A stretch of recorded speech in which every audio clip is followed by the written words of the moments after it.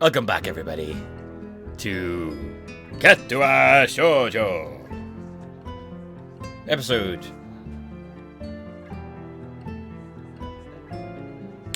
27, maybe.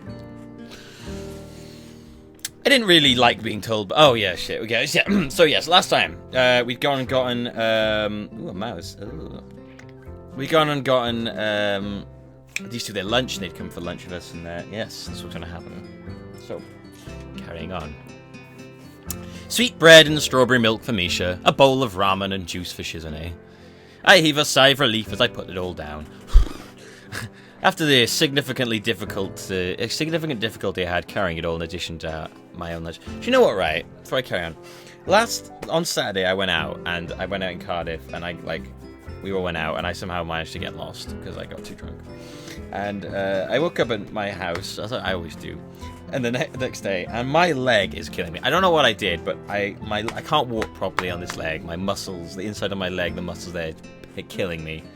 And one of my eyes was all puffy when I woke up. I don't know. Didn't get punched in the face because it'd be black. I think one of my eyes is still a bit puffy, actually. But, I don't know what's going on. It was karate. It was kung fu fighting. But it was kung fu fighting. Ha! Ha! Sorry, that was good. That was good. I'm glad I did that then. Thank you. Oh, God. Thank you. Oh, I'm the worst one ever. Misha claps her hands together before popping open the wrapper and digging into her bread ravenously. Shizune simply gives an appreciative nod before giving her steaming ramen a stir and blowing on it a little to cool it down. I open my own lunch, another packet of sweetbread, and take a bite before washing it down with some juice.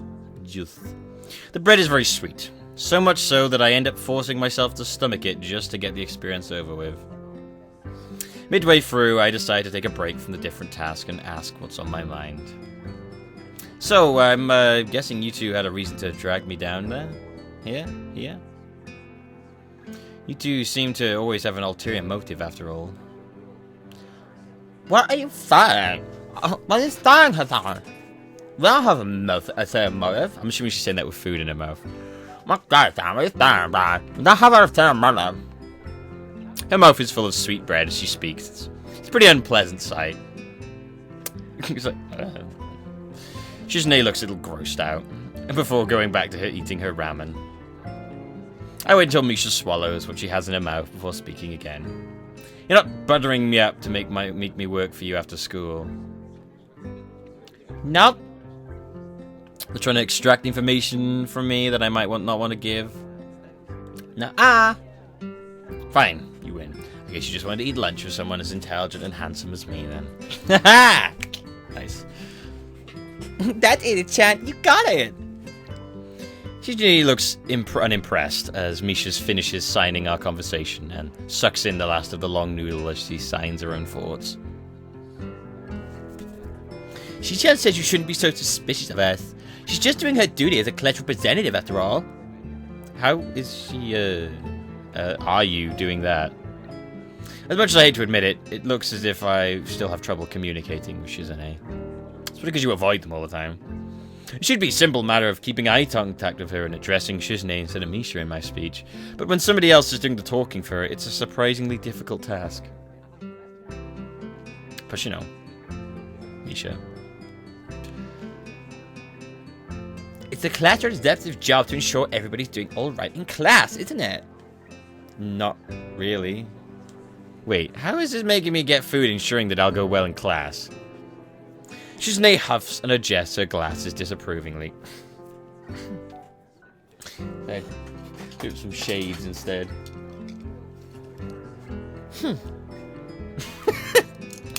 Those are horrible. Those don't have the look. They're missing like the inside bit. Oh, it's metal on my face. Nah, not on the floor now.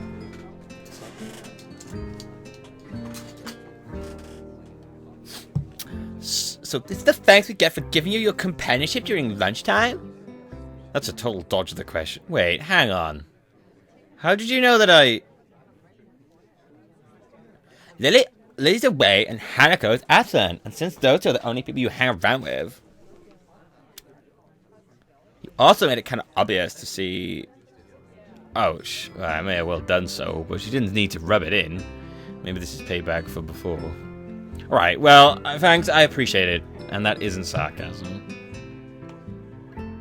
The two nod, and we get back to finishing our meals.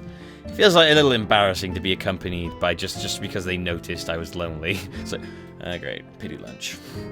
But it isn't as if they're strangers either. It isn't long before I finish the last one. You know what? They're a lot kinder than I give them credit for. It isn't long before I finish the last of my bread and start on the last of my juice. My juice. Man, I could go for some juice right now. Some alcoholic juice. And as long as I do so, I find my mind wandering back to what I've been thinking about before the two interrupted my train of thought. It feels like I'm the only one in the class that so much as acknowledges Hanako not even being there. It felt like this the other time she skipped class, but now it's even more acutely annoying. Does nobody care if she's happy or not? Have they just written off any possibility of helping to make her better? Even Muto doesn't seem to try to keep her in class, and I'm still not wholly convinced by his reasoning. Hey, Hichan, is your juice past expiry date? Oh, Chan, is your juice past expiry date? What? You were pulling a weird face, like this. As if it were needed, Misha mimics my own expression. I imagine it's like this. Your exaggeration makes me grimace, though Shizune at least takes some amusement from it. I was thinking about Hanako. Oh.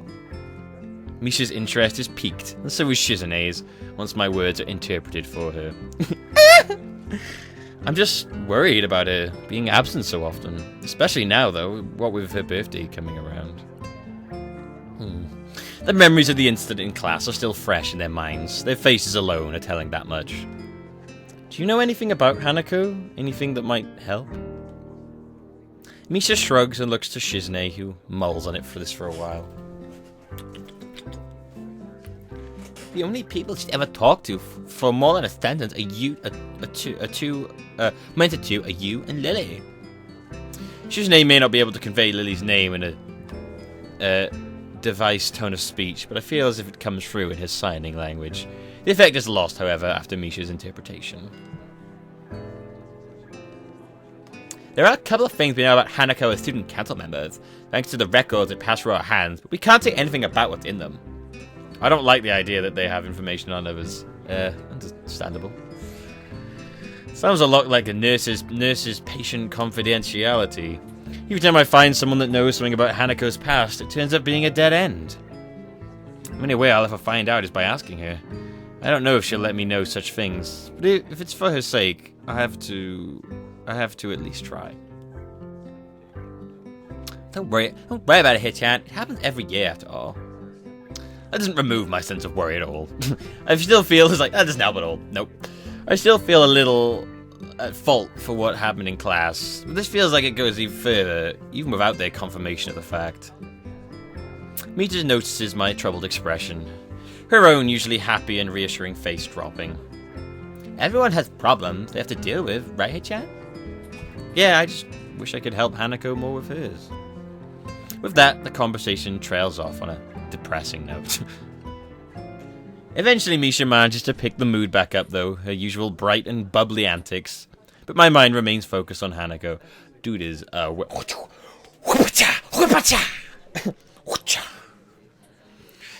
check on her later.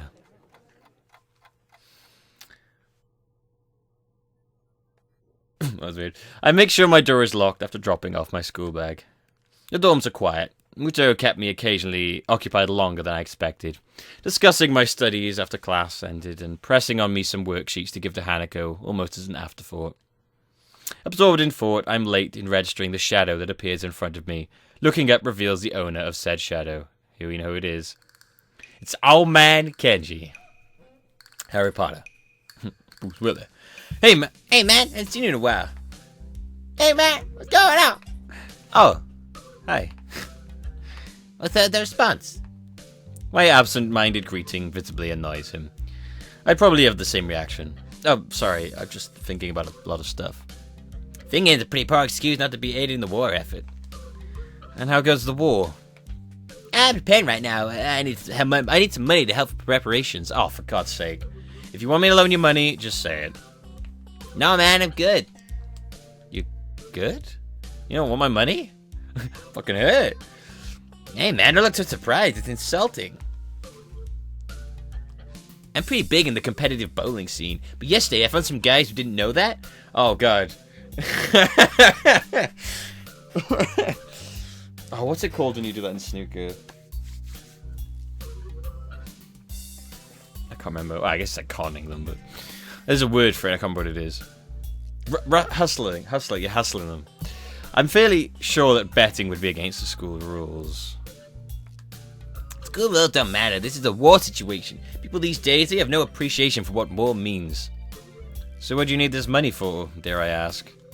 Non-perishable canned food, building materials, mostly corrugated iron, and wood panels, first aid kit, camping heater, portable radio, sleeping bag, flashlight, mechanical clock. At first it strikes me as a rather random assortment of objects and materials, but after a few seconds, it clicks. Isn't that a list of materials for a fallout shelter? So you read a Protect and Survive booklet. It's good to see someone so knowledgeable about how to protect themselves. You don't seriously think it's a non-zero possibility? No, I'm pretty sure there's zero possibility of that ever happening.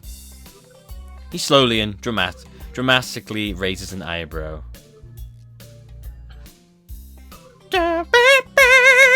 Gopher. Well, as dramatically as one could raise an eyebrow.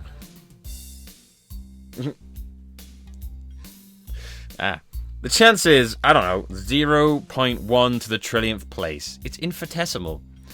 Infinitesimal. Besides, where can you build a fallout shelter anyway? Certainly not on campus. It's my summer holiday project when I'm at home. My dad said I can do it. Really? Yay, for to improve my crafting skills and manual dexterity or something. Knowing Kenji, his dad probably thought it might keep him out of his hair for a while. Still, it doesn't make me wonder what his parents are like. Maybe they're totally normal and Kenji's just an aberration.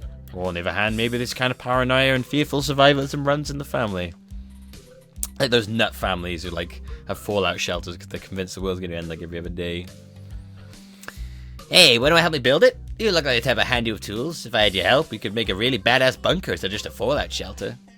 I doubt that playing soccer before my accident gave me good footwork, but I've never really tried. I doubt that. Playing soccer before good, but I've never really tried my hand at anything approaching real handiwork. I'm not really. I'm busy over the holidays anyway. I'm afraid. Shame. If feminists ever get their holds on launch codes, I fear that so few will be prepared. And your fallout shelter will protect you from a nuclear bomb explosion in the case that this does happen. The fallout shelter is made to protect against the blast. That's what a blast shelter is for. I thought you knew better. My mistake. My home's pretty far away from the major military sites, so the fallout following a nuclear exchange is a bigger concern than the blast itself. What I'll do is keep the dust and other particles away from me and my food supply and my sleeping area. It's gonna last me at least 14 days though. 14 days is a pretty long time. It is. I need 1 liter of water a day for drinking, 2 optimally, so then I can wash as well. Toiletry is easy enough, just garbage cans and a bin placed outside the shelter area. Food means canned supplies, of course. And the radio is for outside communication. Right, yeah, so I can pick up government alerts on what's going on outside. I need a mechanical clock rather than an electric one in case of the electromagnetic pulse from a nuclear airburst fries it too. There's all the other stuff I need as well, like extra clothing, matches, and candles. I think I still have time to gather it all together though. Maybe. As much as I hate to say it, I'm a little impressed. He's really researched this and thought it through. Then again, I don't know if I want to live in a post-apocalyptic world with only people like Kenji having survived. It sounds like you really know what you're doing. Damn right I do. It must be hard living in constant fear like this. He hardly ever socializes either, so the fact he went bowling with others is in itself something of a surprise. This mentality reminds me of a little certain someone. Thankfully, her fear of others doesn't manifest into such a distinctly eccentric way. One thing I know for sure is that I certainly can't tell him exactly why I haven't been hanging around with him much recently. Other than the fact that he's insane. It's late, I have stuff to do. I'll think about making a fallout shelter or something though. Yeah, alright, it's cool. Man has to do what he's gotta do after all. You should hang out with me sometime. By the way, you're a cool dude. Cool dudes should hang out together, right? Doing cool dude stuff. Guy stuff. Cool guy stuff. Guys, hanging around. Just jostling. Maybe getting naked. Kinda cool guy things we do together, you know? For some reason, that compliment actually feels kind of nice. Maybe I've been wrong about what my feelings for Hanako are. Kenji, I think I love you. The situation with Hanako being what it is, though, means that I probably won't be able to fulfill his request. For now, at least. That'd be good. I'll talk to you later about it when I can. Cool. Later, dude. He retreats to his dormitory room. I better go see Hanako. Before I carry on, guys, I'm going to take a real quick break. I want to get a drink and some food, so an ad may or may not play. We'll see. Okay. Welcome back. Alright, so here we go. I stand outside of the door to Hanako's room, hoping that she isn't in too much of a state, as I nervously clutch the worksheets Muto asked me to pass on to her. I think something's going to go wrong here. I better not hear that music again. It's one more reason to visit her, and it gives me something to talk about, so I suppose I should be thankful for him giving me the task. With a long breath to steady myself, I rap my knuckles on the door in front of me. Silence. I listen intently for any sound of shuffling coming from inside, but I can't hear a thing. I knock on the door again, slightly harder. Still no answer. Strange. Scratching my head, I make one last attempt at getting her to answer as I knock on the door one final time. Hanako, it's just me. Muto said to give you some stuff. For a while, the attempt seems just as unsuccessful as the last. Just before I slip the sheets under her door, though, I hear the handle rattling.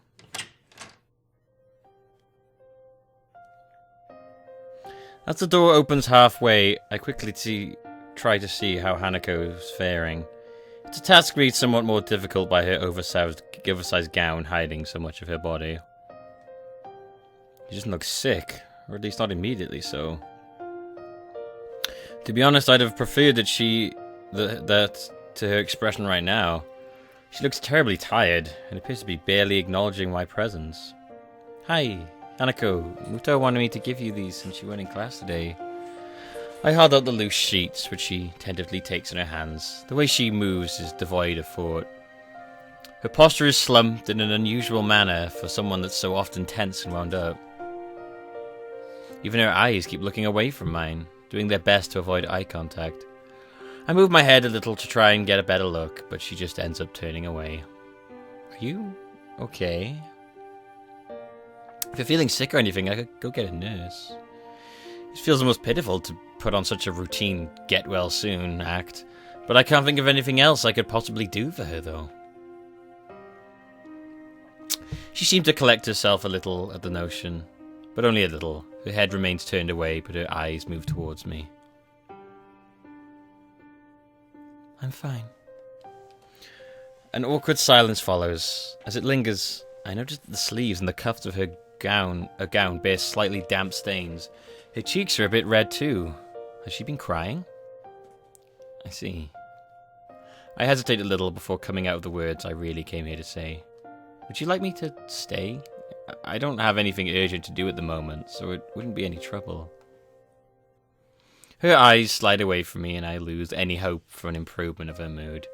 I wait for a response, but she doesn't say anything, nor give any kind of gesture. She just stands there looking away from me. Hanako? She slowly shakes her head. Oh, okay. Good night then.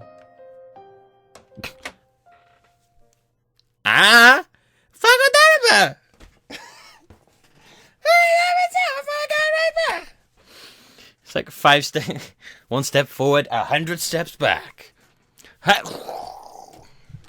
Someone just put that Hoover from suck to blow.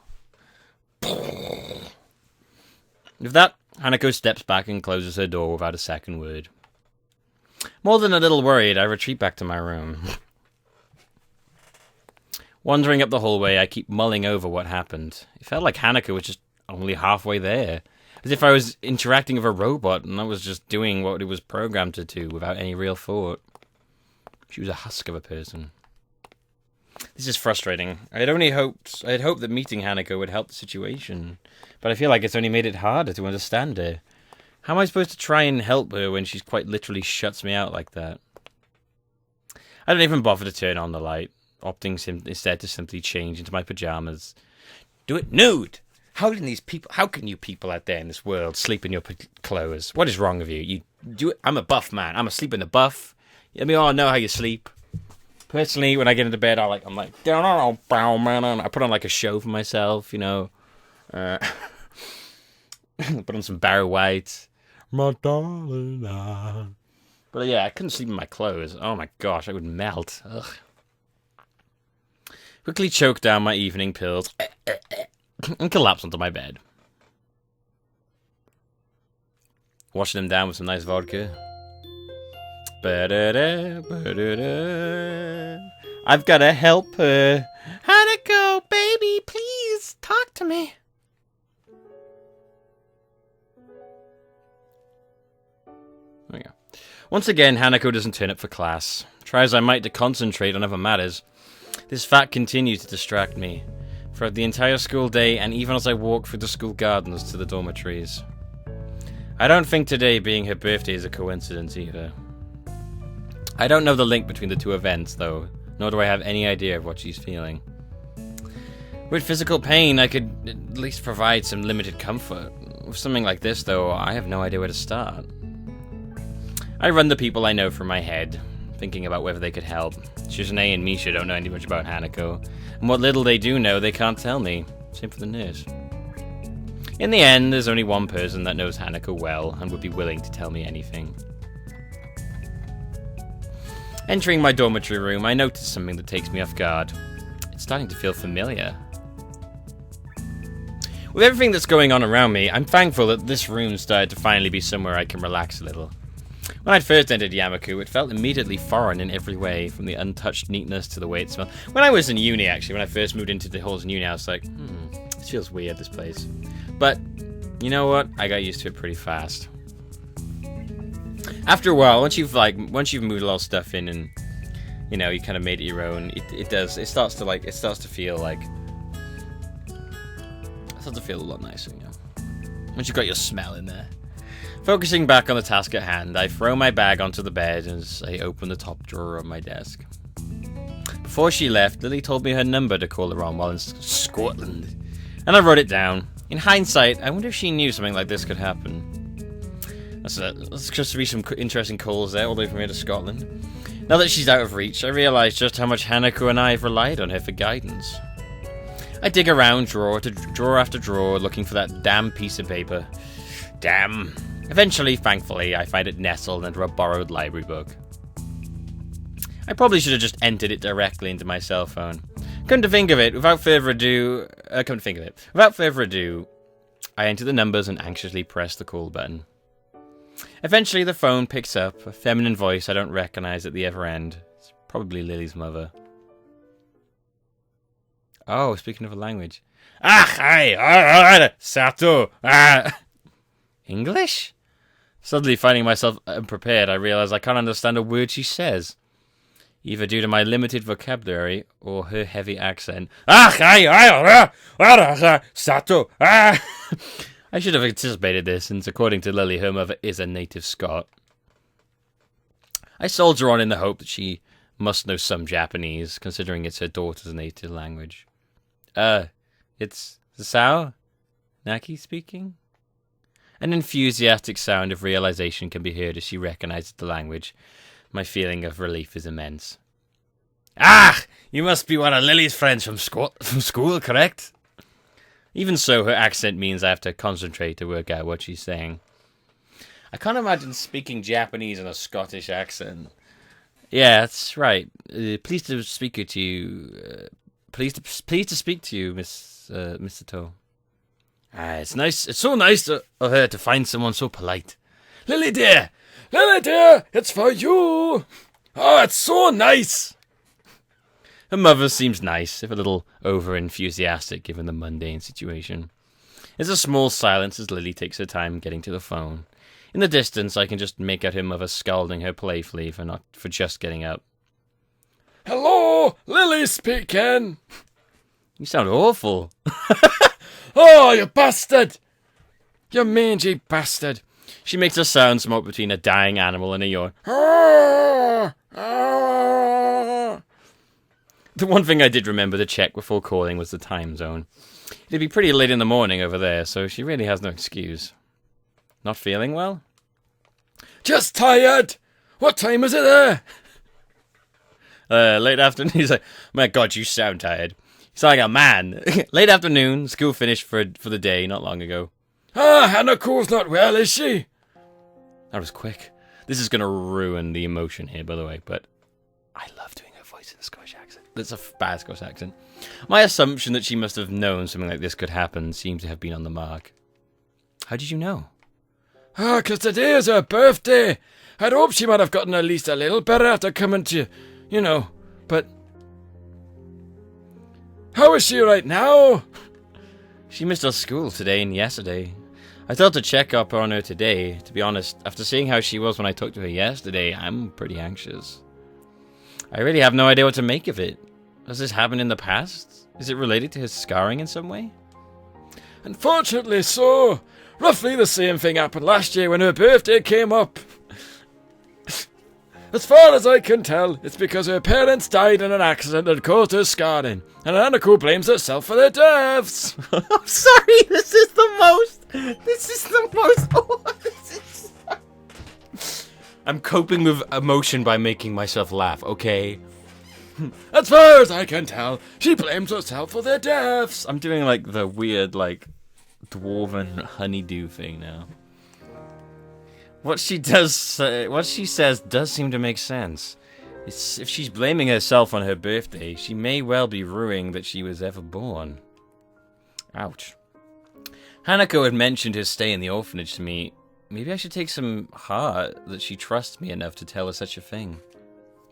Lily seeming so in the dark about it, though, almost to the extent that I am, is a surprise. So that's why she lives in the student dormitories as well? Has she told you any more about the accident? As close as we've come. She's very barely told me anything about what happened. What I know about is largely conjecture. She sounds... I've just changed her voice. She sounds depressed, almost defeated, and like a man. Considering the trauma Hanako must have gone through, I really can't fault Lily for not knowing. Neville, I know someone somewhere's going to be like, he's ruining the emotion. Don't expect it from me. Nevertheless, she still seems to consider it a personal failing. Don't blame yourself, Lily. With everything she's gone through. There's a long silence from the other end of the line. I begin to wonder if the call cut out before the voice at the other end speaks once time. I'm gonna put this voice for Lily for the whole playthrough with her. Nah, I'm just kidding. That would drive you nuts. There is another person, though. There's been a subject of worry for me as of late. Oh? I run through the people she could have been talking about in my head. The only friends she seems to keep close are Hanako and I, though there is a Kia as well. She's talking about you, Hisao. The person is you, Hisao. I see you in another life, brother. There's another silence on the line, but this time it's caused by me. Making others worry about me is something I'm very actively tried to avoid since coming to Yamaku. Indeed, even my interaction with Hanako has helped stave off any major health problem. Thanks to our relaxed and slow-paced lives. Huh?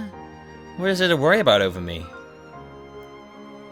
I apologize. I didn't mean any offense. Sorry, I was just taking a bit off guard.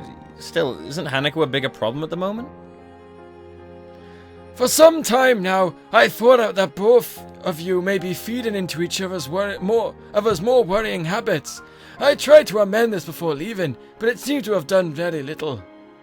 Worrying habits? When I asked you about what you had in mind for the future, your answer was very similar to what Hanako has said in the past when that question was posed to her. It is well and good to want to protect her, but I fear that treating Hanako like this is as if she were a daughter or someone in need of a special care is only going to achieve the opposite. The situation got effectively turned on its head. After everything that happened, this is the first time I find myself doubting Lily's judgment. It's true, actually. I mean, you've both been, like... Yeah, you kind of... It's an interesting way to look at it. I want to trust the gravelly Scott on the phone, I do. Trust my own judgment. I mean... I feel like, personally, like, even if I said I'd agree with Lily, I'd probably do my own thing anyway. But I do agree with Lily here. I gotta agree with Lily. I don't want to admit it, but she may have a point. Something else bugs me, though. And you tried to amend this? Wait, outing into the city. Quite astute. I'm gonna go back to that voice now. I thought that it might help if I dragged both of you out of Yamaku and into the wider world. I am thankful you became closer for it, though. So she noticed that. I suppose she may well have been paying attention to us, and her hearing's incredibly good. Quite likely good enough to have picked up what we were talking about if she tried. Superwoman! It sounds more and more like you were manipulating us. Silence. It's a harsh way of putting it, but I have no intention of stepping back from those words. I'm sorry, I was just worried about you. It's fine. I guess there are more important things anyway. It's not a total surprise that she'd do such a thing. Her motherly nature can be slightly overbearing at times. Christ. He's like, well, I'm fucking insulted. But she does have the best of intentions. So you think I should think about myself more instead of trying to cater to Hanako? That largely sums it up again. That largely sums it up. Again, I'm sorry if not telling you this is in a clearer way before going behind your back.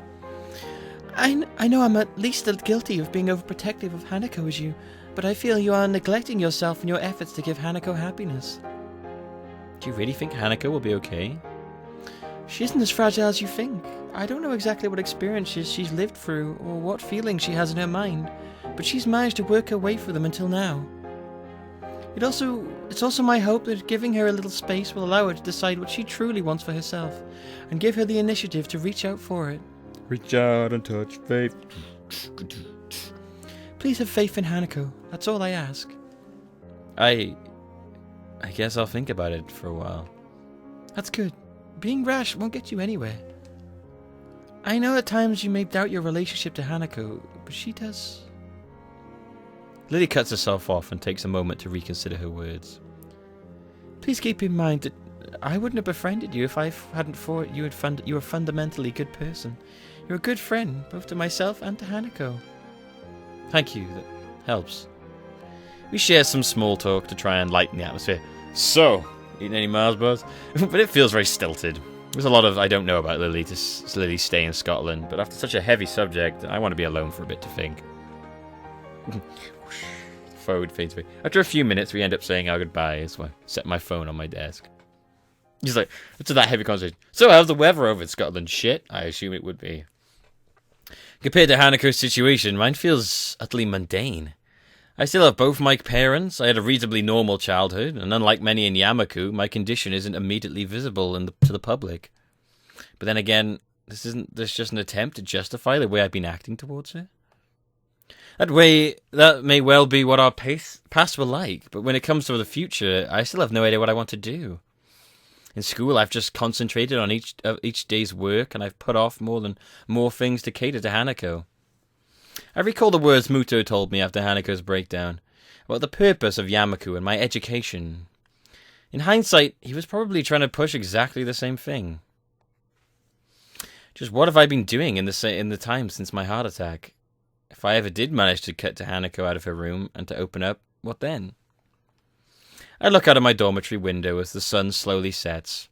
It's a nice sight, but what I really savour is the quiet as the students return to their dormitory rooms. All I want to do now is think. I'm not sure how much time I have, but I have to work out where I'll go from here.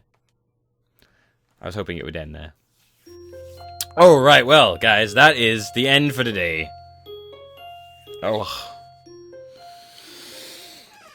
That was a strange mix of emotion / just hilarity, because I decided to just, do a stupid voice for the whole thing.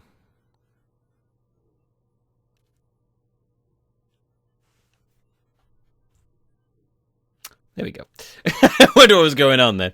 Anyway, so I'm going to stop here, guys. Thank you for watching. I've been Katawa Shoujo. This has been Millbee. I've been Katawa Shoujo. This has been Millbee. I hope you enjoyed yourselves, and I will see you tomorrow next time. See you later. I'll see you then. Goodbye.